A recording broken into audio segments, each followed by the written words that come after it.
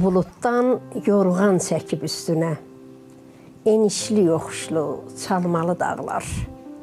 Həsrət qaldıq dumanına, tüstünə, sinənə köç edib qalmalı dağlar. Səfər edib qonaq olsam harada, axtarıram nişanəni orada. Sənə bənzər vüqar görsəm arada, dəyişir könlümün əhvalı dağlar. Yada düşür, dərd ələnir üstümə, bu taleyin qismətinə, qəsdinə, köləliyin çox toxunur şəstimə, şırşır bulaqlardan laylalı dağlar. Dəstə-dəstə gül dərərdik gülzardan, bülbüllərin oxuyurmu qübardan, pay verərdin hər il təzə nübardan, min bir dərdə dərman, şəfalı dağlar. Qürurlusan, nazın çəkməzsən yadın, yatanları nərə çəkib oyadın, düşmənimə çınqıl vermə qayadan, Rüxsarə qızına vəfalı dağlar. Rüxsarə qızına vəfalı dağlar. Mənim misralarım soy kökümün danışan səsidir. Rüxsarə xanım, xoş gəlmisiniz. Rüxsarə xanım, Qərbi Azərbaycanın hansı bölgəsindənsiniz? Mən Rüxsarə Adil qızı, Bakı Dövlət Universitetinin Ekologiya Torpaqşünaslıq Fakültəsinin dosentiyəm, ixtisasca mən bioloqam. Özüm də Qərbi Azərbaycan icmasında Çəmbərək rayonu üzrə mədəniyyət, mədəni irsimiz və tarixi abidələr üzrə məsul şəxsəm. Həm də Çəmbərək rayonu Qaraqaya kənd icma sədriyəm. Mən dediyimdən də bəlli oldu ki, Çəmbərək rayonunun Qaraqaya kəndində anadan olmuşam. Mənim atam İsayev Adil. Həmin kənddə deməli mexanik işləyirdi. Və anam da evdar qadın idi. İsayeva Şükufə İsrafil qızı. O da qonşu kənddən idi əslən. Çaykənd kəndindən və sadə bir ailədə dünyaya göz açmışam. Həmin kənddə demək olar ki, akademiyanı bitirmişəm. Çünki bizim kəndimizdə təhsil çox yüksək səviyyədə idi. Mən şeirlərimin birində deyirdim ki, alimlərdən dərs almışam, hələ borcum çox mənim. Mənə hazır yay veriblər, atacağım ox mənim. Sis dumanda azmağıma ixtiyarım yox mənim. Haqq getirən, haqdan səpam, cəhənnəmlik bəndədir. Ona görə mən çalışmışam ki, mənə dərs deyən müəllimlərin, o cümlədən mənə əziyyət çəkib böyüdən, mənə təlim, tərbiyə verən, həyatı anladan valideynlərimin əməyini itirməyim. Rüxsarə xanım, Qərbi Azərbaycan dedikdə hər kəsin, Qərbi Azərbaycanlı olan hər kəsin ilk olaraq göz önünə o torpağın ətri, o torpağın rəngi gəlir və o xatirələr sizin üçün də mən bilirəm ki, çox müqəddəsdir, çox xoşdur. Bax, o illəri, o dövrləri, Körpə Rüxsaləli Qərbi Azərbaycanı necə xatırlayırsınız? Siz, Fəxriyə xanım, çox kövrək notlara toxundunuz. Birinci deyərdim ki, bizim kəndimizin çox füsunkar bir təbiəti var idi. Hər tərəfdən doğrudan da bir möhtəşəm dağlara söykənən və bir tərəfindən Tərsə çayı axan, büllur bulaqlı bir kənddə doğulmuşam mən. Və kəndim yadıma düşəndə mən qəhərimi gizlədə bilmirəm. O kənddə bütün uşaqlığım demək olar ki, gözümün qabağındadır. Hətta yıxılanda dizimi qanadan daşlar belə. Mənim üçün bu dəqiqə o qədər əzizdir, o qədər ülvidir. Mən kəndimin bütün adət-ənənələrini, bir-birinə cəmaatın olan münasibətini, insanlar arasında mehribançılığı, hamısı bir kino lenti kimi gözlərimin önündə gedir. Ona görə mən bunları həmişə deyirəm də misralarıma köçürdürəm. Deyirdim ki, orada söykənirdi hər tərəfdən bir möhtəşəm dağa kəndim. Bənzəyirdi həqiqətən bol meyvəli bağa kəndim. Meşələri bir tamaşa, cır armudu, cır alması, zoğal, göyəm, aşıb daşa, fıstıq, əzgil, cır alçası. Yəni bunlar hamısı mənim gözlərimin önündə bu dəqiqə sanki mən oradayam. Sanki balaca Rüxsarə həmin o meşələrdə o cır alçanın, cır almanın, zoğalın, fıstığın, əzgilin arasında itib batır. Ona görə orada olan xatirələr o kol dibində nədir bizim qulançar deyərdik. Onlar düyün idi, deyirdi kol dibində qulançarı süntürüyü, kol dibində düyün. Bənövşəsi nərgiz gülü bəzəyi idi, yerin, göyün. Yəni biz onları hamısını əllərimizlə dəstə-dəstə yığardıq, qızlarla, qonşularla gedərdik, bənövşə yığmağa, nərgiz yığmağa, nə bilim, qulançar yığmağa. Orada olan xatirələr unudulmaz. Yəni hər biri çox dəyərlidir mənim üçün.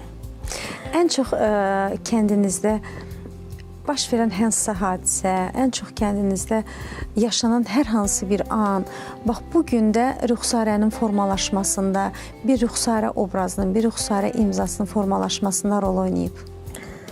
Bizim kənddə əsas meyar nə idi? Əsas meyar yaxşı oxumaq. Ona görə mən deyirəm ki, alimlərdən dərs almışam. Əsas bizim bir-birimizlə olan məsələ bəhsə girmək kim yaxşı oxuyurdu. Biz hər il o vaxtı avqust ayında olardı, yayda imtahan verməyə gələrdi. Kənddə hamı bir-birini elə bil ki, gözləyərdi, görüm kimin instituta qəbul olacaq, kim neçə aldı. Hər imtahanda hamı bir-birindən xəbər tutardı. Və orada instituta girənləri elə bil ki, hamı öz övladı kimi hörmətlə qarşılayardılar. Daha savadlı olanlara daha belə özəl münasibət var idi. Sonra oturub durmaq, ədəb-ərkan, bizim orada adət-ənənələr çox belə kökə bağlı idi. Çox ədəb-ərkan, böyüyün, kiçiyin yerini bilmək. Ona görə də mən həmişə arzuluyurdum ki, yəni mənə də hörmət olunsun, mən də sayılıb seçilənlərdən olum. Bunlar hamısı mənim bugünkü yəni Rüxsarə olmağımın əsas deyərdim ki, səbəbləri idi və şeirlərimin birində mən onu yazmışam ki, keçən ömrü yaşamadım boşuna. Zəhmətimlə alnım açıq mərd oldum. Sınaq oldum boranına, qışına, yurd itirdim, yurdum boyda yurd oldum. Ruhum ilə havalandım, dağ açdım, dərələri, çəmənləri dolaşdım. Miskilimi ovutmağa çalışdım, düşmənimin ürəyinə dərd oldum. Yəni belə şeirlərdə hamısı elə bil ki, orada olan mənim təəssüratlarım, sonra bir geriyə dönüş, baxış, hamısı şeirlərdə öz-özünü, yəni özünü büruzə verib, özünü əks elətdirib. Bu şeirlər heç biri elə belə yazılmayıb. Ona görə mən şeirlərimin birində həmişə gübarı çəkən ürək olar. Mən ürəyimin də könlünü almışam ki, dözənmədim, hey ahuzar eylədim. Vətən dərdin aləmə car eylədim. Məhəbbətdən yazmağa ar eylədim. Sığal çəkib könlün alım mən gərək. Səni yaman incitmişəm, ay ürək. Qarşımdadır ayrı rəngli 4 fırça. Doğru nəsə, onu çəkir mərd fırça. Qoy olmasın ürək kətan dərd fırça. Qırmızı al, ağı götür, sığal çək. Səni yaman incitmişəm, ay ürək. Qara göyü qoyacağam qırağa.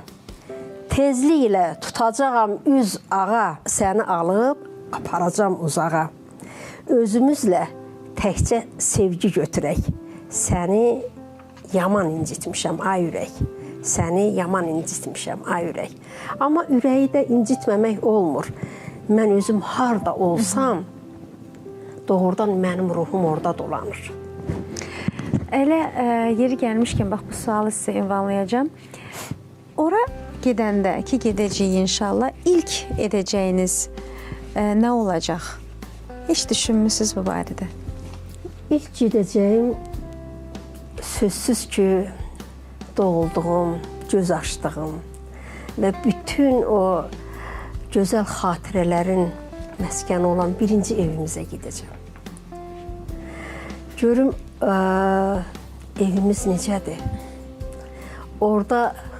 Biz oradan köçəndə, Allah rəhmət eləsin köçənlərimizə, dünyadan köçənlərimizə. Mənim anam hətta evdən pərdələri belə çıxartmamışdı ki, onlar elə bilirdi ki, qayıdacaqlar.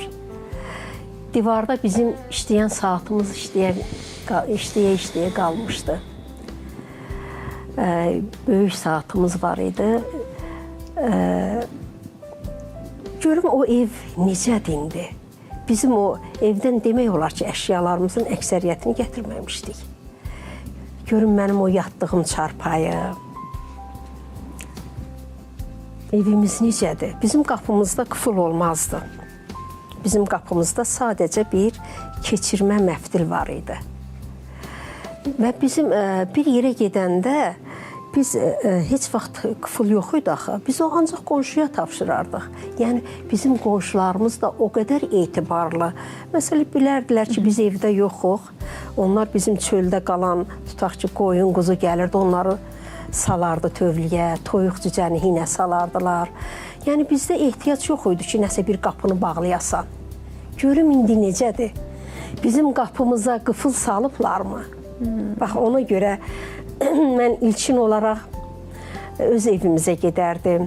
Evimizə gedincə yoldan, o körpüdən içəri girəndə hündür qaya var idi. Və o yol bizi məktəbin qabağından yuxarı evimizə doğru aparırdı. Görüm mənə təhsil verən, məni mən eləyən o məktəbim indi necədir? Onun halı necədir? Çürüyübmü taxtaları? Məktəbimə keçib, sonra evimizə gedib və ondan sonra əlbəttə neçə illər ruhu həsrətdə olan baba nənələrimizin, doğmalarımızın ziyarətinə gedərdim. Bax, ilkin onları ziyarət eləyərdim.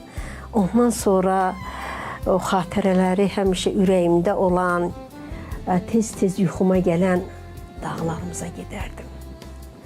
Dağlardakı görüm çiçəklər yenə həminki çiçəklərdimi? Onların rəngi dəyişibmi? Bax, onlara gedərdim. Və bütün çay boyunca o kəndləri bir-bir ayaqla gəzərdim. Təşəkkür edirik sizə, çox sağ olun və sonda ümid edirəm ki, yenə də misralarınızla bizim könlümüzü oxşayacaqsınız. Mən bir də həmişə bizim dağlarda olan qartallar yadıma düşür. Yəqin siz də bilirsiniz, biz yaylağa köçəndə həmişə ora toyuq cücə də aparardıq. Və o qartallar uçardı, hərdən birdən də o toyuqlara hücum eləyib onu elə götürüb aparardı. Ona görə mənim qartaldan elə bil ki, o vaxtdan nəsə maraqlı gəlirdi. O yuxarıdan necə gördü bu balaca cücəni, necə apardı. Və mən özüm də ixtisasca bioloq olduğuma görə qartalın bütün həyat hekayəsini demək olar ki, araşdırdım. Bu qartal necə bir heyvandır? Ona görə mən əvvəlcə danışım. Deməli, qartal 40 yaşına qədər ov eləyə bilər. Dimdiyi də, caynağı da öz yerindədir. Amma ondan sonra qartal bütün heyvanlardan fərqli olaraq, yəni özünün yaşamaq eşqi daha böyük olur da. Özü də qartal heç bir leşə soxulmur. Qartal ancaq öz ovundan qidalanır. Və qartalın bir hissəsi hansı ki zəifdir, onlar əlbəttə 40 yaşından sonra o verilə bilmirsə, onlar məhv olurlar. Qalanları hansı ki yaşamaq eşqi daha yüksəkdir, bunlar təzədən qalxırlar, dağın başında bir yuva qurub, oradan deməli əvvəlcə dimdiyini daşa çırpır, dimdiyi soyulur, sonra da o soyulmuş dimdiyi ilə pəncələrini soyur, qanadlarını, tüklərini hamısını çıxardır və ətcə bala kimi düz 5 ay yuvada qalır. Ac, susuz, hündürdə olduğuna görə orada biraz nəmişkənlik olur da, onları yaşaya bilirlər. 5 aydan sonra onlar təzədən bir də elə bil təzədən qanad açıb belə həyatlarını davam edirlər. Ona görə qartalı araşdırıb ona bir şeir yazmışdım, istəyərdim oxuyam. Necə əzəmətli, nə iti baxış, zirvələr yaraşır, duruşa qartal. Yenidən doğuşun təkrarsız naxış, şairi gətirdin sən cuşa, qartal. Yaşın 40 olunca seçim halınla, könlümü yamanca üzmüsən, qartal. Yenidən doğuş tək xoş amalınla, necə zülümlərə dözmüsən, qartal. Bu yaşda qartalda pəncə sərtləşər, dimdiyi uzanar, ov edə bilməz. Uçmaq çətinləşər, qanatlar düşər, yaşamaq həvəsi bitməz, tükənməz. Uzanan dimdiyi daşa çırparaq, kökündən çıxarıb atır zülümlə. Sərt tükü pəncəni yolub qırparaq, düz 5 ay yuvada yatır zülümlə. Qartalın şərəfli yeni uçuşu ömrünü uzadır 20 ildə. Kimsəyə əyilməz mübariz quşu, hörmətlə vəsf etsin dodaqda, dildə. Məğrurca yaşayıb quşlardan üstün, leşə soxulmadı, ov etdi qartal. Beləcə şahlığı qorumaq üçün şah kimi doğulub, şah getdi qartal. Şah kimi doğulub, şah getdi qartal. Bizim dağlarımızın yaraşığı olan qartalın elə dağlarımız qədər qüruru, vüqarı məni sövq elədi ki, onun üçün də bax belə bir şeiri yazım. Biz ümid eləyirik, əminik ki, siz yenə də o dağlarda, o qartallarla baxıb onu vəsf eləyəcəksiniz. Bəli, mən də çox ümid eləyirəm və buna inanıram. Çünki Qərbi Azərbaycan icmasında birbaşa fəaliyyətdə olduğum üçün möhtərəm prezidentimizin, Ali Baş Komandanımızın bizə açdığı yolla, onun göstərdiyi istiqamətlərə doğru hamımız birlikdə, hamılıqla mən inanıram ki, doğma yurtlarımıza qayıdacağıq. Mənim misralarım mənim soy kökümün danışan səsidir.